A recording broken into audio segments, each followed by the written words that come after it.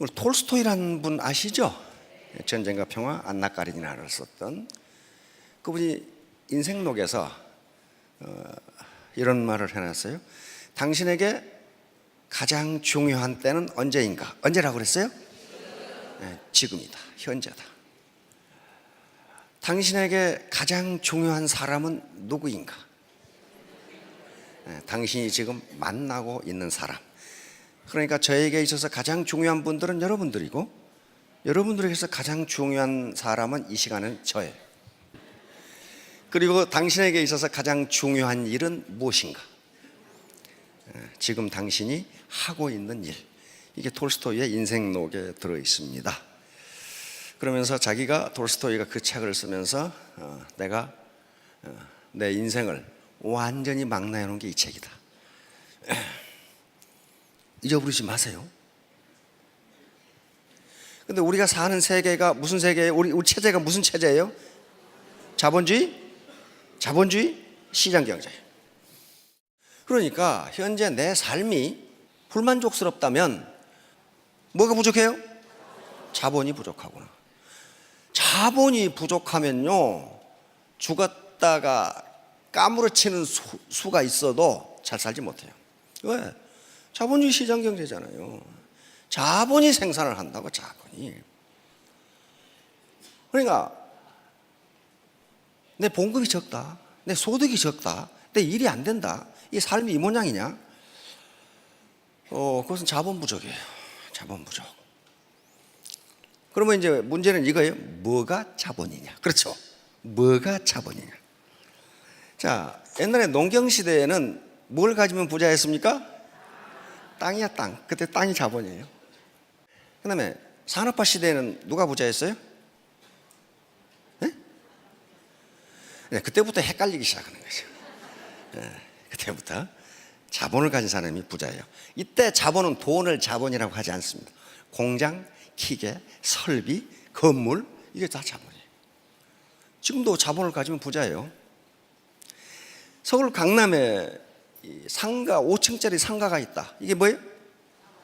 자본이에요.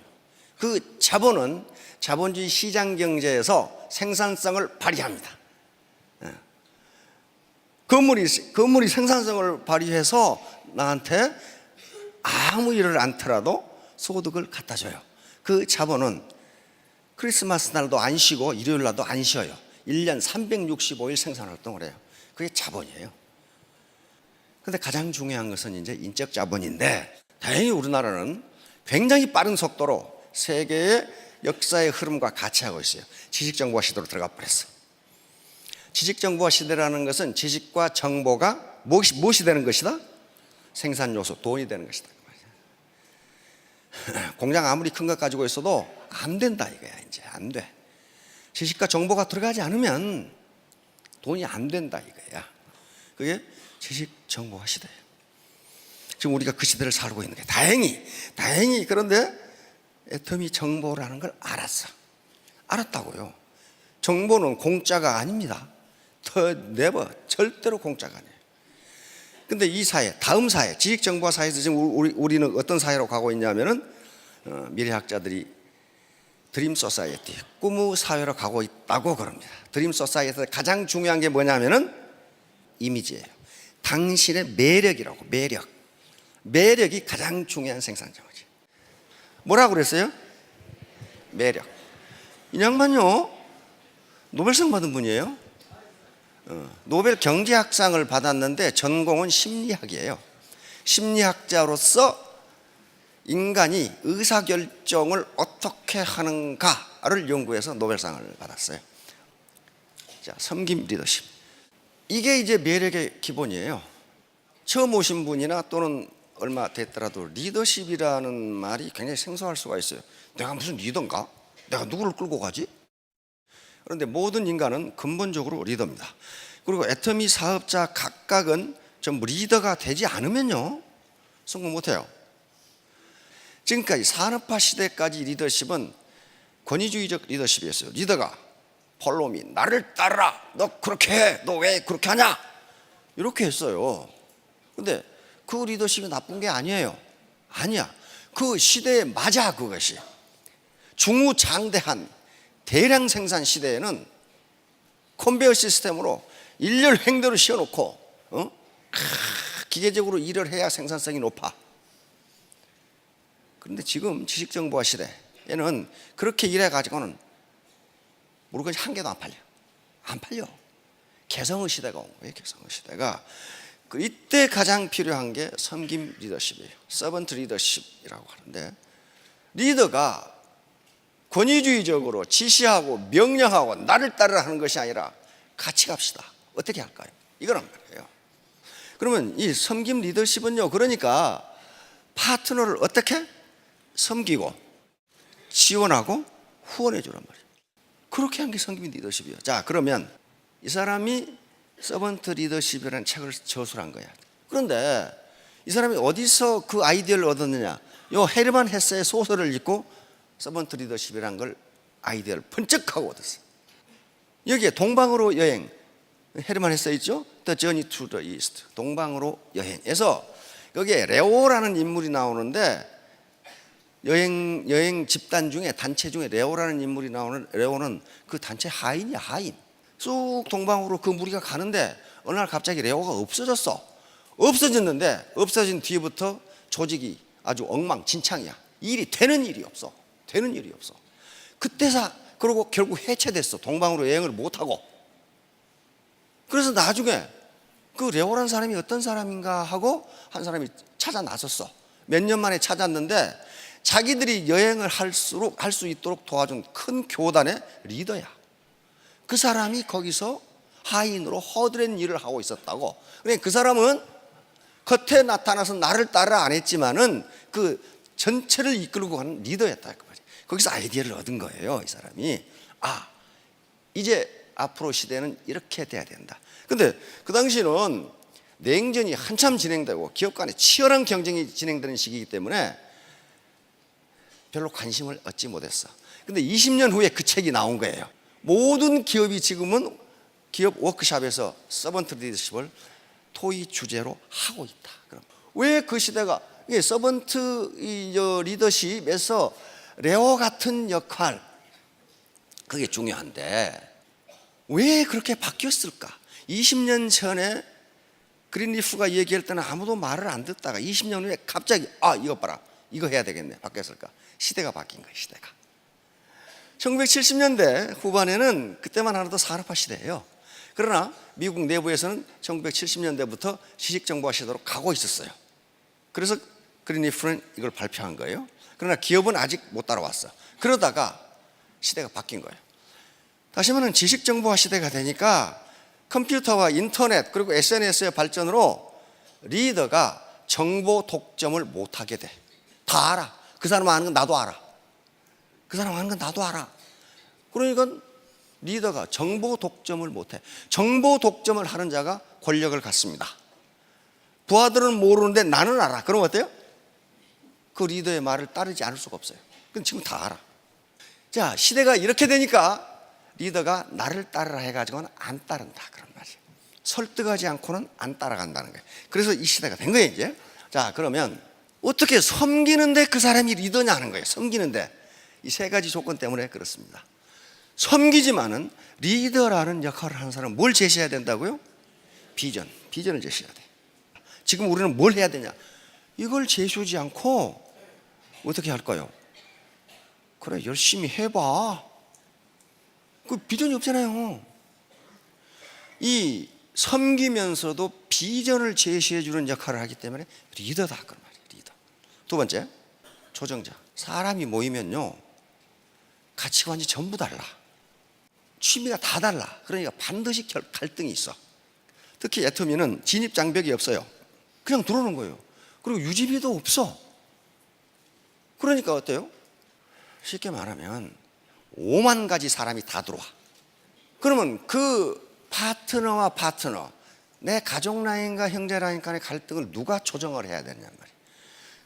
이 리더가 조정을, 코디네이터 역할을 해줘야 돼요. 그렇죠? 안 그러면 갈등이 일어나. 자, 다음 세 번째, 리더가 후원자 역할을 해서 자기 파트너들을 또 가족을 가지고 있는 하나의 생활인이에요. 그렇죠? 맨날 일만 할 수는 없어. 그러니까 일과 생활이 균형을 이룰 수 있도록 스폰서십을 제공해 줘야 돼. 이런 역할을 하기 때문에 섬기면서도 리더예요. 섬기면서도 리더라고요. 이거 아무나 할 수 있는 게 아니에요. 가슴 폭이 넓어야 돼. 그러면 이분이 레리 스피어스라는 분인데, 그래서 이분이 섬김 리더십의 특징은 무엇인가 하는 것을 10가지로 요약해서 발표를 했어. 뭐라고 그랬어요? 야, 경청이 탁 나오잖아요. 경청. 섬김 리더가 되는 것 중에 가장 중요한 게 뭐다? 경청이다. 남의 말을 들어라. 자, 다음 공감. 파트너의 어려움, 파트너의 아픔, 이것에 공감을 표시해야 돼요. 공감을 표시하고 그걸 지원해 주려고 노력해야 돼. 파트너가 스폰서님, 제 어머니가 XX암에 걸렸어요. 그러면 보통 인간은 어떻게 해요? 깜짝 놀래가지고, 아니 지금 어디 병원에 계세요? 돈을 많이 못 드리지만 10만 원이라도 치료비 보태주세요 하고 들을 수 있죠. 그런데 많이 동풍이야. 그거하고 나하고 무슨 상관이 있어요? 상관이 있어요. 상관이 있다고요. 그 칸나는 말 한마디가 사람의 마음을 끌어당긴단 말이에요. 끌어당겨. 다음 치유, 힐링. 인간은 어떤 이유로 사기가 떨어진 사람이 있어요. 그렇죠? 사람이 사는데 그거 없겠어요? 사이가 떨어지거나 막 노력하는데 파트너가 늘지 않거나 힘 빠지죠.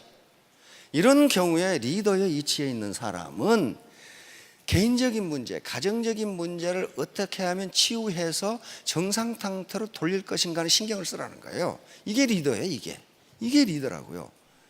지가 그러든가 말든가 나하고 무슨 상관이 있어. 그래 버리면 그 리더가 아니라는 거예요. 자, 다음. 이것은 이게 섬김 리더십이지만은 그 사람이 리더인 것은 환경의 변화를 파트너보다 더 신경을 가지고 먼저 알아내야 된다는 거예요. 이 세상이 어디로 흘러갈 것이다. 그러면 나는 이 파트너를 데리고 어떻게 갈 것인가를 먼저 알아야 돼요. 먼저. 그래서 만약에 자기 스폰서가 환경의 변화를 인지하지 못하면 그 라인은 안 커요. 안 커. 설득. 이게 섬김 리더십의 가장 중요한 특징 중에 하나입니다. 권위주의적 리더는 나를 따르라야. 그렇죠? 안 따라오면 끌고 가면 돼.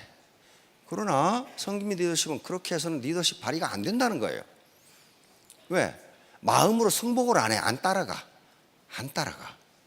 그래서 반드시 설득을 통해서 공감을 얻고 그리고 나에게 승복하도록 만들지 않으면 리더십이 발휘 안 된다는 게 섬김 리더십의 특징 중에 하나입니다. 이 세상은요 엄청 복잡해요. 자, 그러니까 개념화는 뭐냐면 이 복잡한 현상을 내가 파트너들에게 어떻게 설명해 줄 거냐는 거야. 예를 들면 인간은 그걸 환원주의라고 하는 학문 이론입니다. 이 세상이 하도 복잡하니까 도대체 어떻게 돌아가는지 알 수가 없어. 그래서 그걸 하나로 축약을 해. 작은 것을 축약을 해. 그래가지고 그것을 가서 설명하면서 이해하기 쉽게. 그런 식으로 리더는 개념화를 해서 설명해 줘야 파트너들이 안다 그런 말이에요. 간단하게 설명할 수 있도록 훈련을 해야 된다. 자, 다음 성견지명. 먼저 알아야 돼. 먼저 현재와 과거의 자료를 분석해서 미래를 예측하는 거예요. 역사의 흐름, 경제의 흐름, 현재의 상황, 기술 발전 속도를 보니까 미래 20년 후는 이렇게 된다. 이렇게 이야기하는 거예요. 리더가 이 역할을 못 해주면 리더가 아니잖아요. 그렇죠? 아니잖아요. 자, 다음. 리더는 파트너들을 위해 군림하는 사람이 아니고 청직이다. 청직이란 말은 무슨 말인지 아시죠? 스튜어드십이에요. 다시 말하면 재산 관리인이다 그런 말이에요. 내가 내 라인이 청직이다. 그러니까 내가 내 라인을 평소에 건전하게 관리하고 있다가 파트너들이 성공하고 사회에 더 큰 이익이 되도록 필요할 때는 언제나 그걸 갖다 쓴다. 그게 청직이에요. 청지기가 그러니까 그 청 안에 들어있는 재산의 주인이 아니라 뭐라는 거예요? 관리인이다. 관리. 이게 서번트 리더십의 핵심이다. 그래서 파트너의 성장을 위한 헌신. 그러니까 이 서번트 리더십도 다단계를 생각하고 만들어 놓은 것 같은 기분이 자꾸 들어. 이거 왜 이 서번트 리더십, 성김 리더십이 우리 애터미가 딱 맞다고 그랬냐면은 우리 사운회가 그게 결정이 돼 있어요. 영혼을 어떻게? 소중히 여기며 생각을 경영한다. 믿음에 굳게 서며 겸손히 섬긴다. 겸손히 섬기는 거예요. 인간으로서의 존엄성은 같다고 인정해 주는 거야. 그러므로 나는, 리더는 이 인간을 성장시켜야 된다. 성장. 어떻게? 정신적으로 성장시켜주고, 여기 나와 있죠. 어떻게? 개인적 성장. 이 사람은 그러니까 이런 사람을 자기 개발, 자기 발전을 할 수 있도록 도와줘야 된다. 그 다음에 어떻게? 직업적으로 애터미 사업을 좀 더 잘하도록 애터미 사업의 본질과 핵심을 알려줘야 된다. 세 번째는 뭐예요? 정신적으로 안정이 될 수 있도록 지원해야 된다. 이게 파트너의 성장이에요. 랄프 waldo 에머슨이라는 미국의 철학자가 있습니다. 현재 미국의 정신을 만들어낸 사람이요. 그 사람이 뭐라고 했냐면 당신이 나를 끌어올리려면 당신이 나보다 높은 곳에 있어야 한다. 높은 곳에 여기서 내가 이렇게 끌어올려줄 수 있다. 그 말이야. 그 말은 무슨 말이에요? 리더가 파트너들을 성장시키려면 누가 먼저 성장해 있어야 한다? 리더가 먼저. 이게 마지막이 공동체 형성. 무슨 말이냐면요, 옛날에 우리가 살 때는 한 마을에서 지역 공동체를 이루고 살았어요. 거기에 일가 대소가 또 다 모여있는 경우가 있어. 그렇죠? 그럼 어때요? 어느 집에 결혼식이 있다, 초상이 났다 그러면 온 동네가, 어떤 사람은 콩나물 삶아가고 어떤 사람은 뭐 삶아가고, 하나의 공동체로 마치 형제지간처럼 그렇게 살았어요. 그렇잖아요. 그런데 도시화가 진행되고 산업화가 진행되면서 이 지역 공동체가 깨져버렸어. 그러면 그 공동체를 친구로, 내 라인, 내 파트너, 내 센터, 내 팀을 마치 피를 나눈 형제처럼 만드는 그 역할을 누가 해줘야 된다? 리더가 해줘야 된다. 리더가. 그렇게 되면 사업에 성공하고 인생이 그렇게 고달프지가 않아요. 내가 어려웠을 때 누가 달려와요? 친구가 달려오잖아요. 친구가 아닌 놈 안 달려와. 친구가 아닌 놈 언제 달려오느냐? 내가 밥 살 때 달려와. 그러면 내가 어려움에 처해서는 그러면 어디 가버리고 없어. 그래서 그렇게 만들라는 게 공동체를 만들라는 거야. 그래야만 당신의 조직이 발전한다는 거예요. 그렇게 하시겠죠? 그렇게 하시겠죠? 어떻게 되자고요? 따뜻한 사람이 되자. 결론 하나입니다. 따뜻한 사람이 되자. 내가 따뜻하면 파트너들은 따라오게 돼 있어요. 아시겠죠? 예, 3년 후, 5년 후에 모두 월천택 월천남이 되시기 바랍니다. 예, 감사합니다.